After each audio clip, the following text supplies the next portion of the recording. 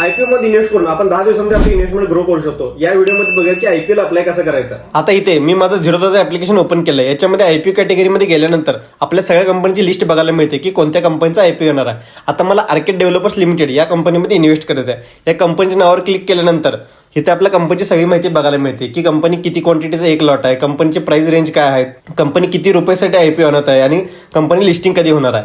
आता मी त्या अप्लायवर क्लिक केल्यानंतर आपण नेक्स्ट पेजवर जातो. आता नेक्स्ट पेजवर आल्यानंतर इथं गुगल पेची आणि फोनपेची यूपीआय आयडी टाकायची आणि आपला कट ऑफ प्राइस चूज करायचा आहे. कट ऑफ प्राइस म्हणजे मॅक्सिमम प्राइस. आता इथे क्वांटिटी 110 आहे.